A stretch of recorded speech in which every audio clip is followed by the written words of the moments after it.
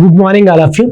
ఈరోజు మనం 2025 జూలై 17వ తేదీన భారత సైన్యం తన యొక్క గొప్పతనాన్ని ప్రపంచానికి చాటి చెప్పే విధంగా ఒక్కరోజు వ్యవధిలోనే పృథ్వీ, అగ్ని, ఆకాశ్ ప్రైమ్ అనే క్షిపణుల యొక్క పరీక్షలను విజయవంతంగా నిర్వహించడం జరిగింది. వీటికి సంబంధించినటువంటి నిర్వహణ మరియు సాంకేతికతకు సంబంధించి కొన్ని లక్ష్యాలను నిర్దేశించుకుంది. ఈ లక్ష్యాలను విజయవంతంగా సాధించగలిగిందని భారత రక్షణ మంత్రిత్వ శాఖ వెల్లడించింది. ఈ సందర్భంగా క్షిపణి అంటే ఏంటి, ఈ క్షిపణి వ్యవస్థలో భారతదేశం ఏ విధంగా స్వయం సమృద్ధిని సాధించింది, దీని కొరకు భారత ప్రభుత్వం ప్రారంభించినటువంటి కార్యక్రమం ఏంటి అనే అంశాలను పరిశీలిద్దాం. అసలు క్షిపణి అంటే ఇది ర్యాకెట్ వలె ప్రయాణం చేస్తూ అత్యధిక వేగంతో అత్యధిక ఖచ్చితత్వంతో నిర్దేశించినటువంటి లక్ష్యాలను నాశనం చేసే పదార్థాలను మోసుకుపోయేటటువంటి సామర్థ్యం కలిగినటువంటి ఒక ఆయుధమే క్షిపణి. ఇంకా సింపుల్గా చెప్పుకోవాలంటే ఏదైనా ఒక లక్ష్యాన్ని నాశనం చేయటానికి కావలసినటువంటి పదార్థాలను మోసుకుపోయే సామర్థ్యం కలిగేదే ఈ యొక్క క్షిపణి. ఈ యొక్క క్షిపణి వ్యవస్థలో స్వయం సమృద్ధిని సాధించడానికి భారత ప్రభుత్వం ఎటువంటి కార్యక్రమాలు ప్రారంభించింది అంటే IGMDP integrated guided missile development programme అనేది భారత రక్షణ మంత్రిత్వ శాఖ ప్రారంభించినటువంటి ఒక సమగ్ర క్షిపణి పరిశోధన అభివృద్ధి కార్యక్రమం. ఒక సమగ్ర క్షిపణి పరిశోధన అభివృద్ధి కార్యక్రమం. ఈ క్షిపణి వ్యవస్థలో స్వయం సమృద్ధిని సాధించాలనే ఉద్దేశంతో భారత ప్రభుత్వం ఐజీఎండిపి కార్యక్రమాన్ని అప్పటి శాస్త్రవేత్త అయినటువంటి డాక్టర్ ఏపీజే అబ్దుల్ కలాం గారి ఆధ్వర్యంలో నిర్వహించడం జరిగింది.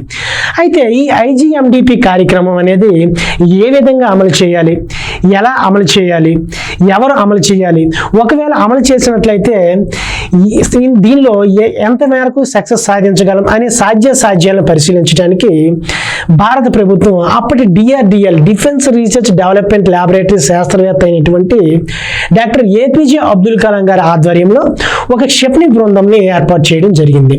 ఈ క్షిపణి బృందంలో DRDO, navy, air force, army మరియు డిఫెన్స్ ప్రొడక్షన్ ఆర్గనైజేషన్స్ అంటే రక్షణ ఉత్పత్తి సంస్థలకు చెందినటువంటి సభ్యులు ఈ క్షిపణి బృందంలో ఉన్నారు. ఈ క్షిపణి బృందం భారతదేశం యొక్క రక్షణ అవసరాలను దృష్టిలో పెట్టుకొని వివిధ రకాలైనటువంటి క్షిపణులను అధ్యయనం చేసి 5 రకాలైనటువంటి క్షిపణి వ్యవస్థలు భారతదేశానికి అవసరమని సిఫార్సు చేయడం జరిగింది. ఈ క్షిపణి బృందం యొక్క సిఫార్సుల మేరకు భారత ప్రభుత్వం 1983 జూలై 26వ తేదీన ఈ ఐజీఎండిపి కార్యక్రమాన్ని ఆమోదించడం జరిగింది. ఈ ప్రాజెక్టులో దేశంలో ఉన్నటువంటి వివిధ విద్యా సంస్థలు, రీసెర్చ్ అండ్ డెవలప్మెంట్ ల్యాబొరేటరీస్, పరిశ్రమలు మరియు త్రివిధ దళాలు దీనికి భాగస్వామ్యం వహించడం జరిగింది. ఈ ఐజీఎండిపి కార్యక్రమంలో భాగంగా 5 క్షిపణులను అభివృద్ధి చేయడం జరిగింది. అవి 1 పృథ్వీ, 2 అగ్ని, 3 ఆకాశ్, 4 త్రిశూల్, 5 నాగ్ అనే క్షిపణులను ఈ ఐజీఎండిపి కార్యక్రమంలో భాగంగా అభివృద్ధి చేశారు. ఈ పృథ్వీ అనే క్షిపణి ఉపరితలం నుంచి ఉపరితలానికి ప్రయోగించగల SRBM short range ballistic missile. ఈ అగ్ని అనే క్షిపణి ఉపరితలం నుంచి ఉపరితలానికి ప్రయోగించగల ఐఆర్బిఎం అంటే ఇంటర్మీడియట్ రేంజ్ బ్యాలిస్టిక్ మిసైల్. ఇక త్రిశూల్ అనేది ఈ ఉపరితలం నుంచి గగనతలానికి ప్రయోగించగల short range ballistic missile. Akash అనేది ఉపరితలం నుంచి గగనతలానికి ప్రయోగించగల మీడియం రేంజ్ బ్యాలిస్టిక్ మిసైల్. ఇక నాగ్ అనేది ఒక యాంటీ ట్యాంక్ మిసైల్ అంటే యుద్ధ ట్యాంకులు నాశనం చేసేటటువంటి ఒక క్షిపణి. అయితే మనం ఎస్ఆర్బిఎం, ఎంఆర్బిఎం, ఐసిబిఎం అనే పదాలను వాడుతున్నాం. అసలు ఇవి ఏంటంటే ఒక క్షిపణి ఎంత దూరం ప్రయాణించగలదు ఆ దూరాన్ని ఆధారంగా చేసుకుని ఈ క్షిపణులు ఐఆర్బిఎం అని, ఎస్ఆర్బిఎం అని, ఎంఆర్బిఎం అని వివిధ రకాలుగా వర్గీకరించడం జరిగింది. ఎస్ఆర్బిఎం అంటే ఏదైనా ఒక క్షిపణి 300 నుంచి 1000 కిలోమీటర్ల పరిధి కలిగినటువంటి క్షిపణి అంటే 1000 కిలోమీటర్ల వరకు ప్రయాణించగల క్షిపణిని షార్ట్ రేంజ్ బ్యాలిస్టిక్ మిసైల్ అంటారు. దీనికి ఎగ్జాంపుల్గా పృథ్వీ మరియు అగ్ని అనే క్షిపణులు చెప్పుకోవచ్చు. ఇక ఎంఆర్బిఎం మీడియం రేంజ్ బ్యాలిస్టిక్ మిసైల్. ఈ మీడియం రేంజ్ బ్యాలిస్టిక్ మిసైల్ అనేది 1000 కిలోమీటర్ల నుంచి 3000 కిలోమీటర్ల వరకు ప్రయాణించగల సామర్థ్యం కలిగి ఉంటుంది. దీనికి ఎగ్జాంపుల్గా మనం అగ్ని 2 క్షిపణిని చెప్పుకోవచ్చు. ఇక ఐఆర్బిఎం లేదా ఎల్ఆర్బిఎం అంటే లాంగ్ రేంజ్ బ్యాలిస్టిక్ మిసైల్ లేదా ఇంటర్మీడియట్ రేంజ్ బ్యాలిస్టిక్ మిసైల్. ఇది 3000 కిలోమీటర్ల నుంచి 5500 కిలోమీటర్లు వెళ్ళగలిగే సామర్థ్యాన్ని కలిగి ఉంటుంది. దీనికి ఎగ్జాంపుల్స్గా అగ్ని 3 మరియు అగ్ని 4 క్షిపణులు చెప్పుకోవచ్చు. ఇక చివరిగా ICBM inter continental ballistic missile అనేది ఖండాంతరాలను దాటి కూడా లక్ష్యాలను ఛేదించగలదు. దీని యొక్క పరిధి 5500 కిలోమీటర్లు. దీనికి ఎగ్జాంపుల్గా అగ్ని 5 మరియు అగ్ని 6 అనే క్షిపణులను చెప్పుకోవచ్చు. అయితే మనం SRBM అంటే short range ballistic missile, medium range ballistic missile, ఇంకా లాంగ్ రేంజ్ బ్యాలిస్టిక్ మిసైల్ అనే పదాన్ని, అంటే బ్యాలిస్టిక్ మిసైల్ అనే పదాన్ని వాడుతున్నాం. అసలు ఈ బ్యాలిస్టిక్ మిసైల్ అంటే ఏంటంటే సాధారణంగా క్షిపణులు అవి ప్రయాణించే మార్గాన్ని ఆధారంగా చేసుకొని వీటిని 2 రకాలుగా విభజించడం జరిగింది. ఒకటి బ్యాలిస్టిక్ మిసైల్, 2 క్రూయిజ్ మిసైల్. అసలు బ్యాలిస్టిక్ మిసైల్ అంటే ఏంటంటే ఈ బ్యాలిస్టిక్ మిసైల్కి మరియు క్రూయిజ్ మిసైల్కి మధ్య ఉన్నటువంటి డిఫరెన్సెస్ చూద్దాం. బ్యాలిస్టిక్ మిసైల్ అంటే భూ వాతావరణాన్ని దాటి, అంటే భూ వాతావరణంలో ఉన్నటువంటి గురుత్వాకర్షణ బలాలను దాటి క్షితిజ లంబంగా ప్రయాణించే క్షిపణినే బ్యాలిస్టిక్ మిసైల్ అంటాం. క్రూయిజ్ మిసైల్ అంటే భూ వాతావరణంలోనే భూమికి క్షితిజ సమాంతరంగా ప్రయాణించే క్షిపణినే ఈ యొక్క క్రూయిజ్ మిసైల్ అంటాం.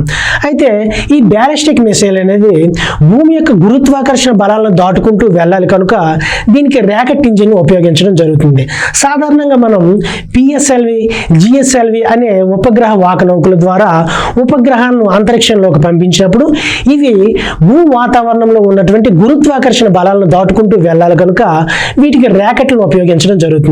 అదేవిధంగా ఈ బ్యాలిస్టిక్ మిసైల్స్ కూడా భూమి యొక్క గురుత్వాకర్షణ బలాలను దాటుకుంటూ వెళ్ళాలి కనుక దీనికి రాకెట్ ఇంజిన్స్ ఉపయోగిస్తాం.